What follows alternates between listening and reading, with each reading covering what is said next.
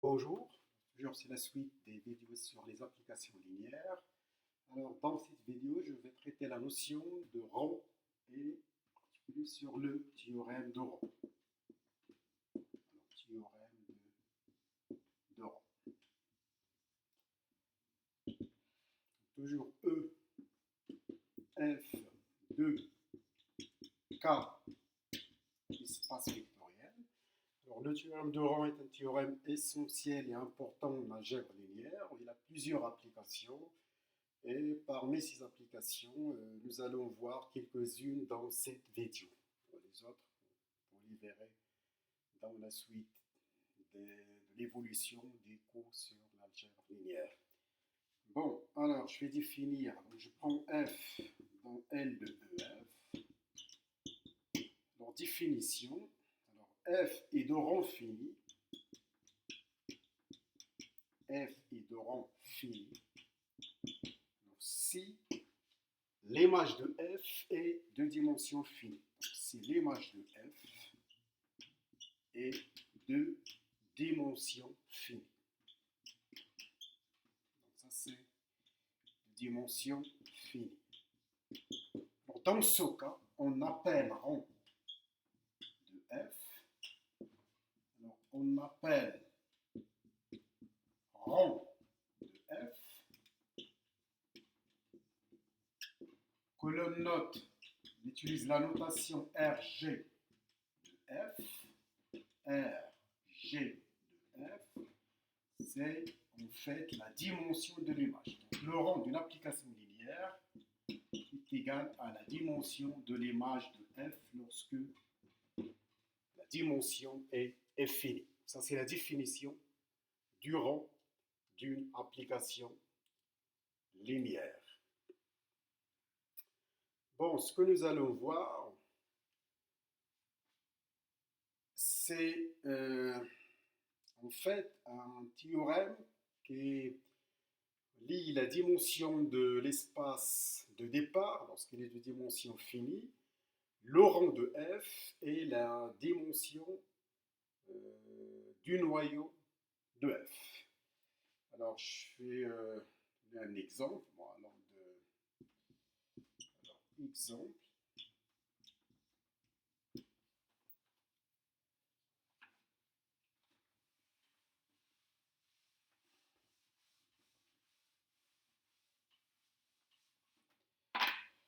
Alors, je suis dans cet exemple, donc je prends F de R3 vers R3. Alors, je prends F à X, Y, Z. Donc, X moins Y plus Z. X moins Z, Y plus Z. Alors, je vais déterminer le rang de F. Donc, je calcule l'image de F. Donc, on sait que l'image de F est engendrée par F de E1, F de E2, F de E3, où E1, E2, E3 est la base canonique de R3. Donc, dans ce cas, donc, ça va être ces vecteurs de... Alors, F de E1, c'est le vecteur 1, 1, 0. F de E2, c'est moins 1, 0, 1. F de E3, c'est 1, moins 1. Alors maintenant, l'image de F est de rang et de dimension finie. Bon, la notion de rang est bien définie. Donc, alors, le rang de F, dans ce cas, ça va être, c'est en fait la dimension de l'image. Et donc, ça va être juste que le rang, c'est de cette famille. Donc, là, j'appelle ça V1 et là, V2. Et ce vecteur-là, V3. Donc, c'est en fait le rang de V1, V2, V3.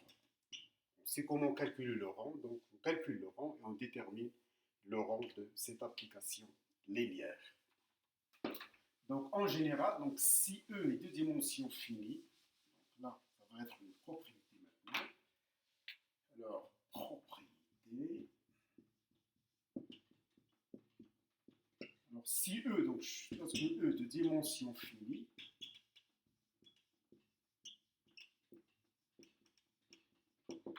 Et si je prends E1, En, une base de E,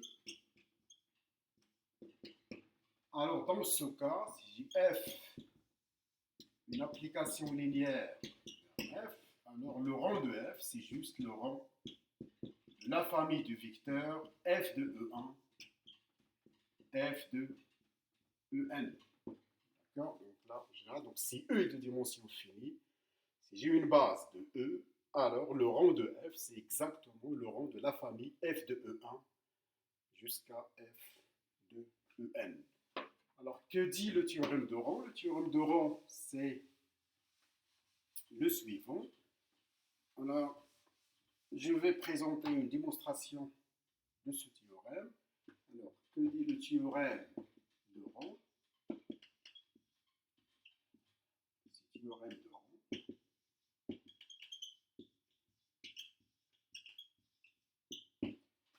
Donc, soit F, une application linéaire de E dans F, E de dimension finie,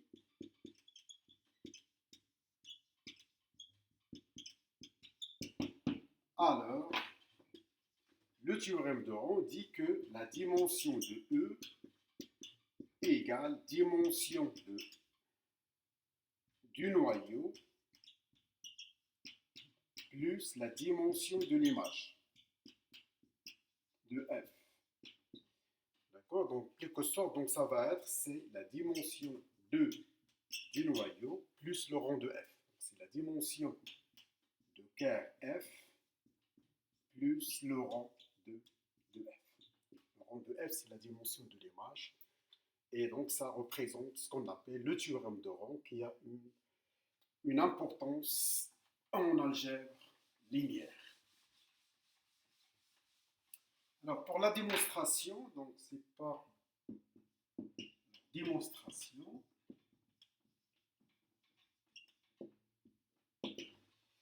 Alors, soit, donc je prends V1,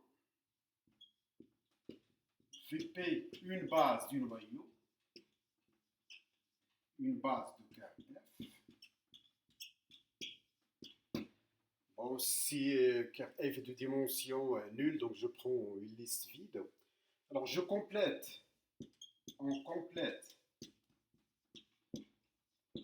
V1 par le théorème de la base incomplète. Je complète V1, Vp ont une base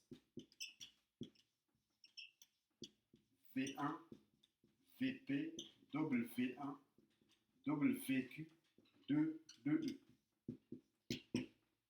D'accord? Donc, par le théorème de la base incomplète, je complète cette famille. Alors, libre ont une base de E. Alors, on a, si je regarde l'image de F, donc ça va être quoi? Donc, c'est vect. Alors, f de V1, c'est 0. F de Vp, c'est 0. Alors là, qu'est-ce qui reste? C'est f de W1, f de WQ. Alors, l'image est engendrée par les images de W1 jusqu'à WQ. Alors, je vais montrer que cette famille est libre. Alors, montrons que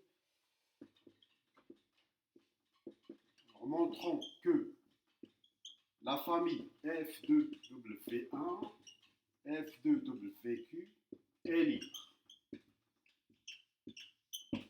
Pour cela, donc, je prends alpha 1, alpha q dans K. Alors, si je regarde la combinaison linéaire alpha 1 f de W1 plus alpha q f de WQ égale 0f. Donc, ceci implique par la linéarité de f que f de alpha 1 W1 plus alpha q WQ égale à 0f. Et donc, ceci me donne que alpha 1 W1 plus alpha q WQ appartient au noyau, à ker F. D'accord?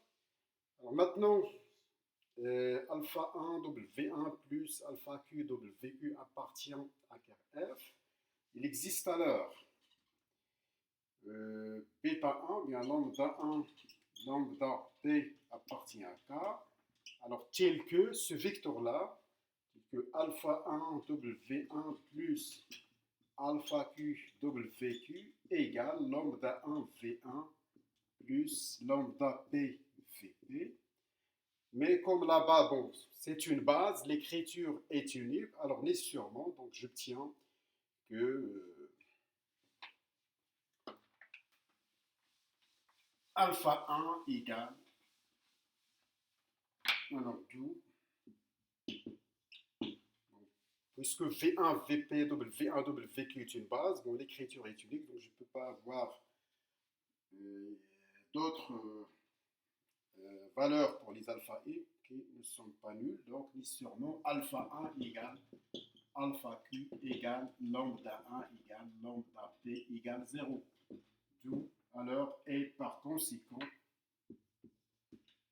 la famille f de W1, f de WQ est libre. Puisqu'il est libre et génératrice pour l'image, elle s'ensuit que c'est une base de que f de W1, f de WQ forme une base, donc est une base de l'image. D'où maintenant la dimension de l'image, CQ, c'est la dimension de E moins la dimension du noyau. Alors, donc, la dimension de l'image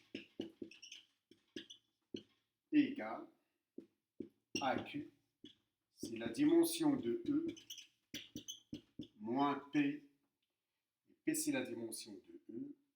On déduit maintenant le théorème de Roth, c'est que la dimension de E, c'est exactement la dimension du noyau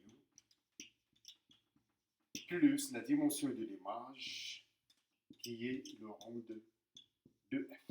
Et alors, on a bien démontré ce qu'on appelle le théorème de Roth. Alors, je vais donner un exemple. Donc là, ça permet, donc une fois qu'on a la dimension de l'image, je peux avoir, de l'image de F, donc je peux avoir la dimension du noyau. Si je connais la dimension du noyau, donc je peux avoir la dimension de l'image. Alors, donnons un exemple. Donc, je peux prendre un exemple. Donc, je prends F de R2 de X dans R carré. Un polynôme P, je fais associer P de 0, P de 1. Alors, je regarde, si je calcule le noyau, alors je regarde ker de F. Alors, ker de F, c'est en fait l'ensemble des polynômes P de degré inférieur ou égal à 2. Alors, P appartenant à R de X, tel que P de 0 égale P de 1 égale 0. Donc finalement, donc ça c'est l'ensemble des P appartenant à R2 de X, tel que X moins 1 divise P. Alors quand P est de degré inférieur ou égal à 2, donc finalement ça c'est l'ensemble des lambda X moins 1 avec lambda dans K. D'accord. Et donc ça me donne, c'est en fait vecteur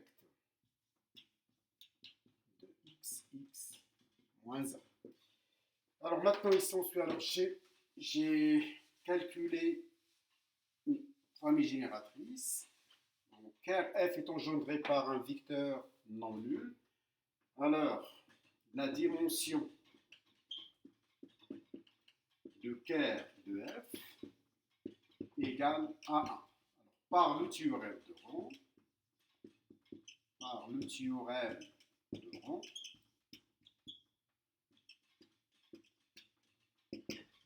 la dimension de l'image égale à quoi? Donc c'est la dimension de R2 de X moins la dimension du noyau, F finalement, donc ça c'est 2, pardon, c'est 3, et là, moins 1, donc finalement, la dimension de l'image est égale à 2, et comme R carré est de dimension 2, alors, d'accord, donc par conséquent, donc l'image de F, c'est exactement R au carré. L'image de F égale à R carré. Et ça nous permet de dire que F, dans ce cas, est surjectif, parce que l'image de F est égale à R au carré. Alors, je vais donner maintenant les propriétés qui caractérisent l'injectivité et la surjectivité d'application linéaire en regardant juste le rang.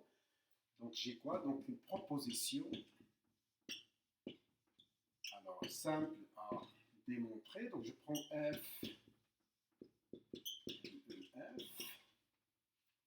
avec E, F de dimension finie,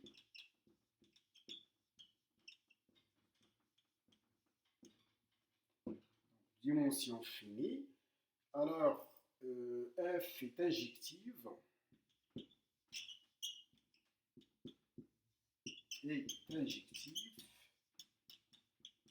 Alors, si seulement-ci, le rang de F égale la dimension de E. D'accord? Donc, lorsque le rang de F est égal à la dimension de E, alors dans ce cas, F est injectif. F est surjectif. Alors, équivalent, rang de F égale la dimension de F. D'accord? Donc, alors regardons juste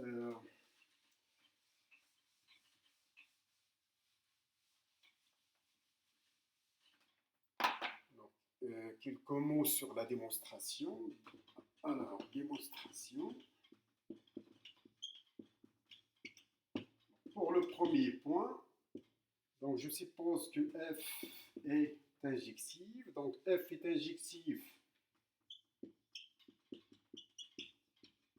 Est injective. Donc, ceci implique que car F, c'est réduit à 0,E. Alors, par le théorème de rang, donc on aura, donc, par le théorème de rang, donc j'ai quoi la dimension de E? C'est la dimension de car F, dans ce cas qui est 0, plus le rang de F. Donc ça, en fait, ça c'est 0. Alors, la dimension de E égale le rang de F. Alors, réciproquement, donc c'est le rang de F.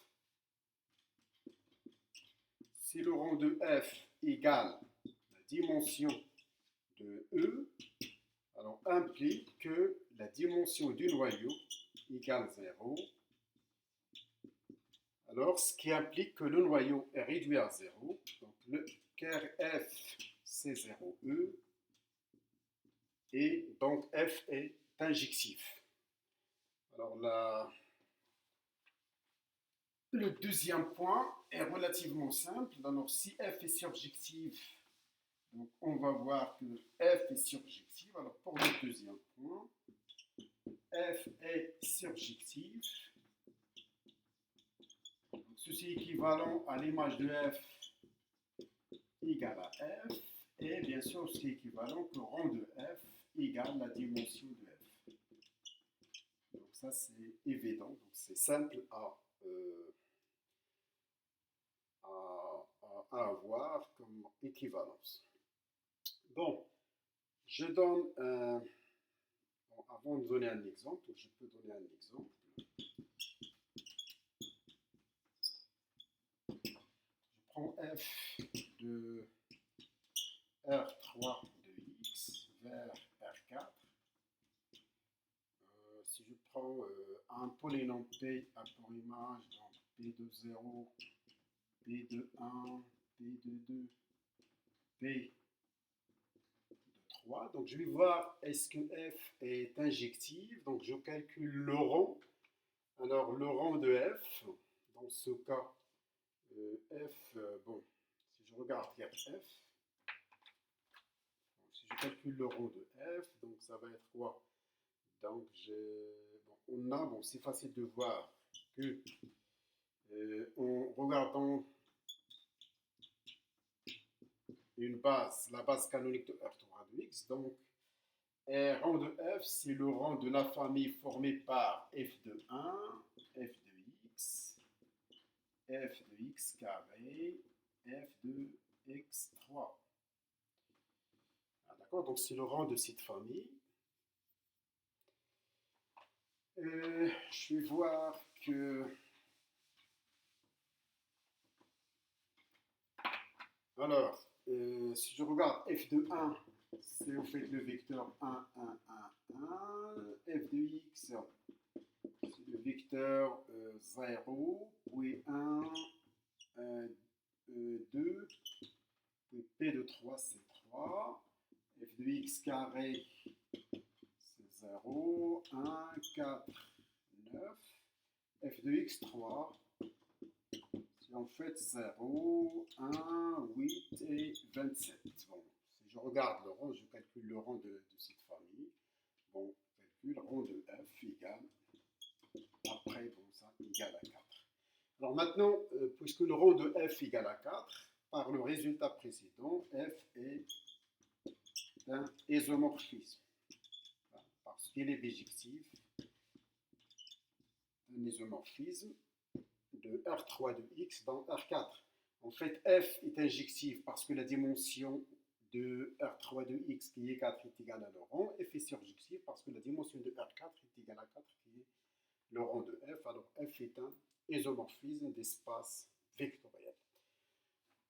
Je vais une application du théorème de rang. Alors, juste une application. Alors, si je prends F, un endomorphisme de E, donc F s'appelle un endomorphisme, c'est un endomorphisme de E.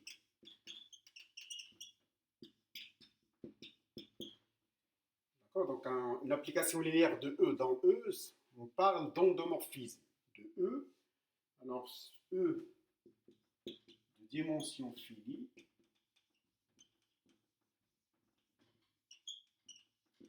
Alors, on a E égale à ker F. Alors, somme directe avec l'image. Alors, si seulement si, bon, soit bon, ker F ampère, l'image de F est réduite à 0. Alors, ceci est équivalent que E égale à ker F plus l'image de F. En fait, là, bon, cette propriété-là est due au fait que déjà par le théorème de rang, j'ai la dimension de E est égale à la dimension du noyau plus la dimension de l'image. Donc, en regardant les propriétés de supplémentarité que nous avons déjà vues dans les vidéos précédentes, alors l'équivalence maintenant se restreint juste soit à vérifier que l'intersection est réduite à 0 ou bien que la E est la somme de l'image et du noyau. Alors, un exemple important, c'est l'exemple des projecteurs. Donc, je prends E de dimension finie.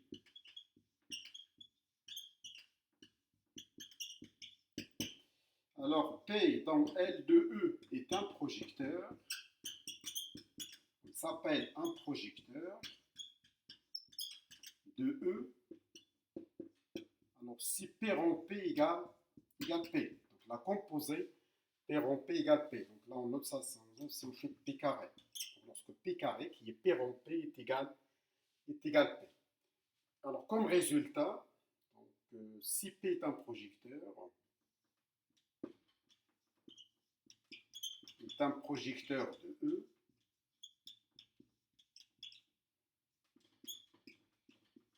alors, on a toujours le résultat, E est la somme directe, donc E est la somme directe de l'image et du noyau Alors, c'est-à-dire que l'image et le noyau sont supplémentaires dans E, plus l'image de P. D'accord? Alors, en effet, alors, par le théorème de rang, donc j'ai toujours la dimension de E, c'est la dimension de l'image, plus le rang qui est la dimension de l'image. Alors, en effet, donc, si je prends soit x dans E, alors je peux écrire x comme étant x moins p de x plus p de x. Alors,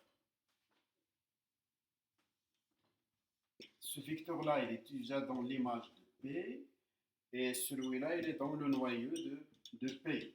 En fait, car P de x moins P de x égale à quoi? C'est P de x moins P rond P de x. Et comme P rond P égale P, donc ça donne 0. Donc finalement, E, j'ai pu écrire E comme étant le noyau de F plus l'image. D'où par le théorème de rang, donc E est la somme directe de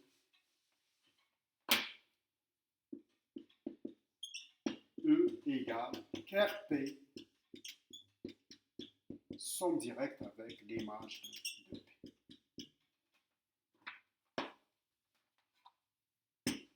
C'est fini pour cette vidéo. On continue.